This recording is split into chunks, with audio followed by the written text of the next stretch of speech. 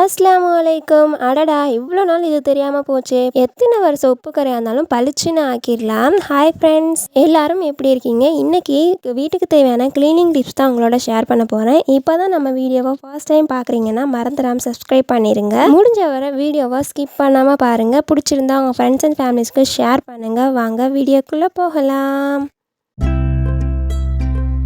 Welcome to Elan kitchen.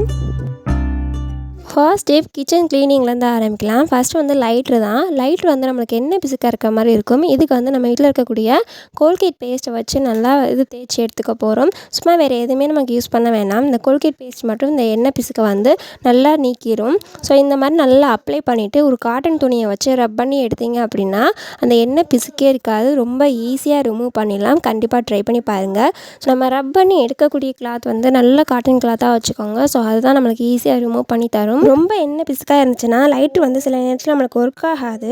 So weekly once இந்த மாதிரி நம்ம க்ளீன் பண்ணி வச்சுட்டோம் அப்படின்னா லைட்ரு வந்து நல்லா லைஃப் கொடுக்கும். கண்டிப்பாக ட்ரை பண்ணி பாருங்கள். கொஞ்சம் கூட இப்போ பாருங்கள் எண்ணெயே இல்லை, ஆயில் பிசுப்பே இல்லை. கண்டிப்பாக ட்ரை பண்ணி பாருங்கள்.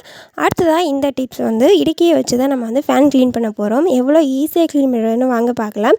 இந்த மாதிரி நல்லா காட்டன் கிளாத் வந்து நீங்கள் எடுத்துக்கோங்க. இந்த மாதிரி 2 துண்டாக கிழிச்சு எடுத்துகிட்டு இடுக்கியோட 2 கார்னர்லையுமே இந்த மாதிரி காட்டன் துணியை வந்து கட்டிக்கோங்க. இதில் வந்து நம்ம ஸ்ப்ரே பண்ணிவிட்டு நம்ம வந்து துடைச்சோம் அப்படின்னோம்னா ரொம்ப ஈஸியாக துடைக்க வருது. கண்டிப்பாக ட்ரை பண்ணி பாருங்கள். இடுக்கி வச்சு இவ்வளோ ஈஸியாக க்ளீன் பண்ணலாமான்னு நீங்களே ஷாக் ஆகிடுவீங்க. கண்டிப்பாக ட்ரை பண்ணி பாருங்கள். ஸோ பாருங்கள், இந்த மாதிரி ஒரு பக்கம் வந்து நல்லா கட்டி எடுத்துட்டேன். இதே மாதிரி இன்னொரு பக்கமும் கட்டிட்டு நான் உங்களுக்கு காமிக்கிறேன். இப்போ 2 பக்கமே நல்லா கட்டியாச்சு. இப்போ வந்து வீட்டில் நம்ம நார்மலாக ஸ்ப்ரே யூஸ் பண்ணுவோம் இல்லையா, இந்த மாதிரி விம் ஜெல்லு இதெல்லாம் வந்து தண்ணியில் கலந்து வச்சுருப்போம். அந்த ஜெல் மட்டும்தான், அந்த ஸ்ப்ரே மட்டும்தான் நல்லா ஸ்ப்ரே பண்ணி எடுத்துக்கிறேன். இப்போ வந்து ஃபேன்லேயும் வந்து இந்த ஸ்ப்ரே நல்லா ஸ்ப்ரே பண்ணி எடுத்துக்கிறேன். பாருங்கள், ஃபுல்லாகவே ஸ்ப்ரே பண்ணிடுவோம். நம்ம வேறு எதுவுமே நம்ம யூஸ் பண்ண தேவையில்லை. ஸோ ரொம்ப ஒற்றையாக இருந்தாலுமே வந்து லைட்டாக வந்து விளக்கமாத்த வச்சு தட்டி விட்டுட்டு இந்த மாதிரி நம்ம இடுக்கி வச்சு தொடச்சி எடுத்தோம் அப்படின்னா நீட்டாக க்ளீனாகி வந்துடுதுங்க. நீங்கள் ஒரே ஒரு வாட்டி ட்ரை பண்ணி பாருங்கள். ஸோ என்னால் கையில் வீடியோவும் எடுத்துகிட்டு இதையும் வந்து என்னால் க்ளீன் பண்ண முடியல. அதனால் ஃபுல்லாக க்ளீன் பண்ணிவிட்டு காமிச்சிருக்கேன் பாருங்கள். வீடியோ எடுக்காமல் ஒரு கையில் பிடிச்சிட்டு இன்னொரு கையில் துடைச்சோம்னா ஈஸியாக துடைக்க முடியுது. கண்டிப்பாக ட்ரை பண்ணி பாருங்கள். அடுத்ததாக இந்த கிழிஞ்சு போன கட்டப்பை இதை எப்படி ரீயூஸ் பண்ணுறேன்னு ஏற்கனவே ஒரு வீடியோவில் பார்த்துருக்கோம். ஸோ இந்த வீடியோலையுமே உங்களோட ஷேர் பண்ணுறேன். இந்த மாதிரி ஒரு பெரிய தட்டு, நம்ம வீட்டில் எது ரொம்ப கொஞ்சம் பெரிய தட்டாக இருக்கோ அந்த தட்டை எடுத்து இந்த மாதிரி ரவுண்ட் போட்டுட்டு அதை நல்லா கட் பண்ணி எடுத்துக்கோங்க. இது போன வாட்டி நம்ம வந்து காய்கறி கூடைக்கு வந்து போடுறதுக்காண்டி யூஸ் பண்ணோம். இந்த வாட்டி வந்து நம்ம சிலிண்டர் வச்சு கரையாக ஆயிரும் இந்த தரை பூரா. ஸோ அதுக்கு தான் யூஸ் பண்ண போகிறோம். இன்னும் பெருசாக கூட நீங்கள் கட் பண்ணிக்கலாம். ஸோ இந்த அளவுக்கு எனக்கு போதுங்கிறனால இந்த மாதிரி கட் பண்ணியிருக்கேன். இன்னும் உங்களுக்கு அகலம் ஜாஸ்தியாக வேணும் அப்படின்னா நீங்கள் இன்னும் பெரிய தட்டாக வச்சு நல்லா ரவுண்ட் பண்ணி எடுத்து கட் பண்ணிக்கோங்க. நம்ம சிலிண்டர் எந்த இடத்துல வச்சுருக்கோமோ அந்த இடத்துல வந்து இந்த மாதிரி ரவுண்டாக வந்து நம்மளுக்கு கரை படிஞ்சிரும். இந்த கரை எப்படி நீக்கிறது அப்படின்னு வீடியோ எடுத்திருந்தேன் இதிலேயே அட்டாச் பண்ணுறதுக்கு. ஸோ இது வந்து மிஸ் ஆகிடுச்சு.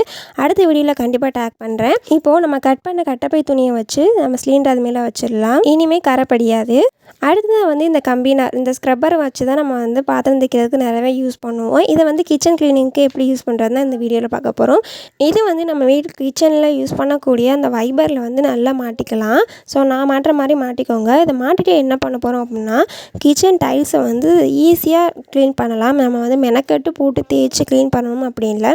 எவ்வளோ கரையாக இருந்தாலுமே இது நல்லா ஈஸியாக க்ளீன் பண்ணிடலாம் தேய்ச்சி எடுத்து.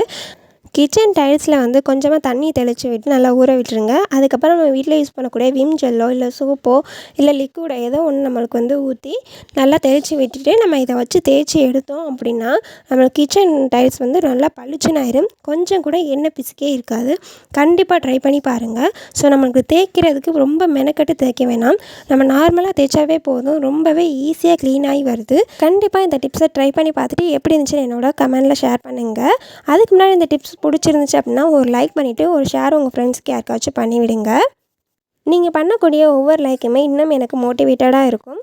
ஸோ மறந்துடாமல் சப்ஸ்கிரைப் பண்ணிவிட்டு ஒரு லைக்கையும் தட்டி விட்டுருங்க. பாருங்கள், இப்போ கிச்சன் நல்லா க்ளீனாகி வந்துருச்சு. இந்த மாதிரி ட்ரை பண்ணி பார்த்துட்டு எப்படி இருந்துச்சுன்னு சொல்லுங்கள். அடுத்ததாக நைட் ரொட்டீனாக நம்ம எல்லாருமே கிச்சனை க்ளீன் பண்ணிட்டு படுவோம். அடுப்பையும் வந்து நல்லா தொடச்சிட்டு படுப்போம். காலையில் எழுந்திரிச்சு பார்க்கையில நம்மளுக்கு கரப்பாம்பூச்சி தொல்லை, எறும்பு தொல்லை இதெல்லாம் எதுவுமே இல்லாமல் இருக்கணும் அப்படின்னா அந்த நைட் க்ளீனிங்கில் வந்து இதையும் கொஞ்சம் சேர்த்துக்கோங்க. இப்போ வந்து ஒரு பவுலில் வந்து நான் ஒரு 3 கற்பூரத்தை வந்து நல்லா நுணுக்கி போட்டிருக்கேன். இதில் வந்து கொஞ்சமாக ஒரு 2-3 ட்ராப்ஸ் வந்து டெட்டாயில் ஊற்றினா போதும். ஸோ இது ரெண்டையும் கலந்து நம்ம எப்பயும் போல் நார்மலாக தொடச்சி விட்டுட்டு படுத்தா போதும். ஸோ நைட் க்ளீனிங்கில் கண்டிப்பாக அதை சேர்த்துக்கோங்க. நம்மளுக்கு கவுண்டர் டாப்பில் எறும்பு தொல்லையோ கரப்பாம்பூச்சி தொல்லையோ பல்லி தொல்லையோ கண்டிப்பாக வராது. அந்த கற்பூர ஸ்மெல்லுக்கே வந்து கரப்பாம்பூச்சி எறும்பும் பக்கத்தில் வரவே வராது. கண்டிப்பாக வந்து இந்த டிப்பை ட்ரை பண்ணி பாருங்கள். ஜஸ்ட் நீங்கள் வந்து க்ளீன் பண்ணையில் இந்த கற்பூரத்தையும் டெட்டாயிலையும் வந்து சேர்த்துக்க போகிறீங்க. மார்னிங் நீங்கள் கிச்சனுக்குள்ளே வரையில் அந்த கற்பூரத்தோடையும் அந்த டெட்டாலோட ஸ்மெல்லும் மிக்சிங் ஆகி நல்ல ஸ்மெல்லாக இருக்கும் உங்களுக்கு கிச்சனே. எறும்பு தொந்தரவு சுத்தமாகவே இருக்காது. மஸ்ட்டு ட்ரை பண்ணி பாருங்கள். அடுத்தது நம்ம வீட்டில் வேஸ்ட்டாக தூக்கி போடக்கூடிய அந்த வாட்டர் பாட்டில் மூடி இருக்கும் இல்லையா, அதை வச்சு இன்றைக்கி இது யூஸ் பண்ண போகிறோம். இந்த வாட்டர் பாட்டில் மூடியில் கொஞ்சமாக காட்டன் எடுத்துக்கோங்க. இதில் வந்து நம்ம யூஸ் பண்ணக்கூடிய கம்ஃபர்ட் நம்ம வீட்டில் உங்களுக்கு என்ன ஸ்மெல் பிடிக்குமோ அதை வந்து இதில் ஃபுல்லாக வந்து காட்டன் ஃபுல்லாகவே நனையிறபடி நல்லா ஊற்றி இது பண்ணிக்கோங்க. இதை வந்து அந்த இதுக்குள்ளே வச்சுட்டு வாட்டர் பாட்டில் மூடியில் வச்சுட்டு அதுக்கு மேலேயும் நான் இன்னும் கொஞ்சம் கம்ஃபர்ட்டாக ஊற்றிக்கிறேன். உங்களுக்கு பாத்ரூமில் இல்லை உங்களுக்கு எங்கே ஸ்மெல் வந்து நல்லா வரணும் அப்படிங்கிற இடத்துல வந்து நீங்கள் கொண்டு போய் வச்சுருங்க. வீடு எல்லாத்தையுமே மாப் போட்டு விட்டுட்டு இந்த மாதிரி செஞ்சு நம்ம வச்சோம் அப்படின்னா அன்றைக்கி ஃபுல்லாகவே நம்மளுக்கு நல்ல ஸ்மெல்லாக இருக்கும். ஸோ நான் வந்து ஹாலில் ஜன்னல் ஏரியாக்கிட்ட வச்சுருக்கேன். ஸோ வீட்டுக்குள்ளே நுழைஞ்சாலுமே நல்ல ஸ்மெல் வரும் இல்லையா, அதனால அப்படி வச்சுருக்கேன். உங்களுக்கு வந்து பாத்ரூம் ஏரியாவில் இல்லை கிச்சனில் இல்லை ரூமில் எது இங்கே வைக்கணுமோ வச்சுக்கலாம். அடுத்ததாக வந்து இதுவுமே காட்டன் வச்சு தான் அடுத்த டிப்புமே. இந்த காட்டனை வந்து சின்னதாக பிச்சுட்டு அதுக்குள்ளே வந்து நம்ம கொஞ்சமாக கற்பூரத்தை ஃபுல்லாக வச்சுட்டு சுருட்டிக்க போகிறோம். இதுதான் இந்த டிப்பு. இது எதுக்கு இப்படி பண்ணுறோம் அப்படின்னா, கிச்சனில் வந்து கிராசரி ஐட்டம் இதெல்லாம் வந்து நம்ம அடுக்கி வச்சுருப்போம். அந்த கிராசரி ஐட்டத்துக்கிட்ட வந்து எறும்பு முக்கும் இல்லை வந்து வண்டு கரப்பாம்பூச்சின்னு அதுக்குள்ளே போய் ஒளிஞ்சிக்குவாங்க. ஸோ அதனால வந்து என்ன பண்ண போகிறோம் அப்படின்னா, இதை வந்து நம்ம ஒவ்வொரு செல்ஃப்லேயுமே வச்சுட்டோம். இந்த கார்னரில் ஒன்று அந்த கார்னரில் ஒன்று வச்சுட்டோம் அப்படின்னா இந்த தொந்தரவு இருக்காது. ஸோ நீங்கள் கிச்சன் இதில் தான் வைக்கணும் அப்படிங்கிறது இல்லை. ரூமில் நம்ம துணி அடுக்கி வச்சுருப்போம் இல்லையா, அங்கேயுமே வந்து நம்ம இதை யூஸ் பண்ணிக்கலாம். கிச்சனில் வைக்கிறதுக்கு மெயின் ரீசனே வந்து எறும்பு தொந்தரவு, வண்டு, கரப்பாம்பூச்சி. ஸோ இது 3 தான். உங்களுக்கு வந்து கற்பூர வாடைக்கு வந்து இந்த 3மே உங்களுக்கு வந்து பக்கத்தில் வரவே வராது. கண்டிப்பாக ட்ரை பண்ணி பாருங்கள். இந்த டிப்ஸ் எல்லாம் பிடிச்சிருந்துச்சுன்னா ஒரே ஒரு லைக் மட்டும் பண்ணிடுங்க. அடுத்ததாக வந்து கடைசி டிப்ஸுக்கு நம்ம வந்தாச்சு. இந்த மாதிரி ஒரு பவுல் எடுத்துக்கிறேன். இதில் வந்து 2 டேபிள் ஸ்பூன் அளவுக்கு வந்து பேக்கிங் சோடா வந்து நான் கொஞ்சம் நிறையாவே எடுத்துக்கிறேன். ஸோ அந்த மாதிரி எடுத்துக்கோங்க. எடுத்துகிட்டு ஒரு எலுமிச்சம்பழத்தை ஃபுல்லாகவே புழிஞ்சு விடுங்க. நம்ம புழிஞ்சு விட்ட உடனேமே வந்து நல்லா முறையாக வரும். ஸோ இதில் வந்து கொஞ்சமாக தண்ணி விட்டுக்கோங்க. உங்கள்கிட்ட வினிகர் இருந்தாலுமே இதில் வந்து தண்ணிக்கு பதிலாக ஊற்றிக்கோங்க.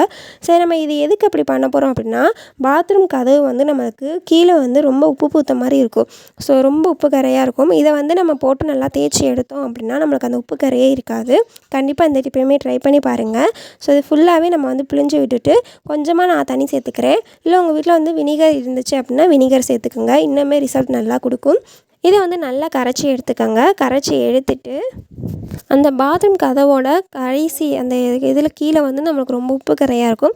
இதை வந்து நல்லா வந்து தெளித்து விட்டுருங்க.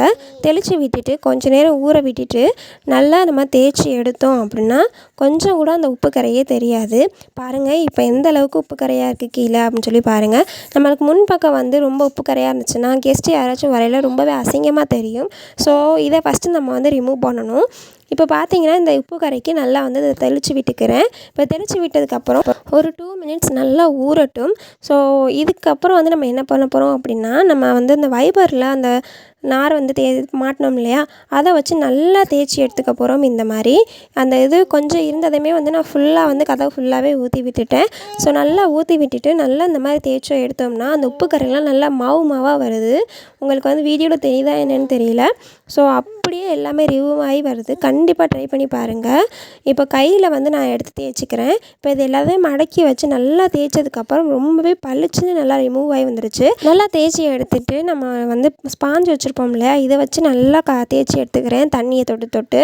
ஸோ இப்போ நல்லா தொடச்சி எடுத்ததுக்கப்புறம் பார்த்தீங்கன்னா நல்லா பளிச்சுன்னு ஆயிடுச்சு. நான் வேறு எதுவுமே யூஸ் பண்ணலை, இது மட்டும்தான் யூஸ் பண்ணியிருக்கேன். இந்த சைடில் வந்து நம்ம பழைய வீடியோவும் டேக் பண்ணியிருக்கேன் பாருங்கள். இப்போ எந்த அளவுக்கு க்ளீனாக இருக்குது, ஏற்கனவே இந்த வீடியோ எப்படி இருக்குதுன்னு சொல்லி பாருங்கள். இப்போ கதவு வந்து நல்லா பளிச்சுன்னு ஆயிடுச்சு. கொஞ்சம் கூட அந்த உப்பு கரையே இல்லை. இந்த மாதிரி க்ளீனிங் வந்து நீங்கள் மந்த்லி ஒன்ஸ் பண்ணீங்க அப்படின்னா நமக்கு இந்த பாத்ரூம் கதவில் வந்து கரையே படாது, உப்பு கரையே சுத்தமாக சேராது. ஸோ அவ்வளோதாங்க. இன்றைக்கி நான் உங்களோட ஷேர் பண்ண டிப்ஸ் எல்லாமே உங்களுக்கு ரொம்ப பிடிச்சிருக்குன்னு நினைக்கிறேன். மறந்துடாமல் சப்ஸ்கிரைப் பண்ணி சப்போர்ட் பண்ணுங்கள். உங்கள் ஃப்ரெண்ட்ஸ் அண்ட் ஃபேமிலிஸ்க்கு ஷேர் பண்ணுங்கள், லைக் பண்ணுங்கள். தேங்க்ஸ் ஃபார் வாட்சிங்.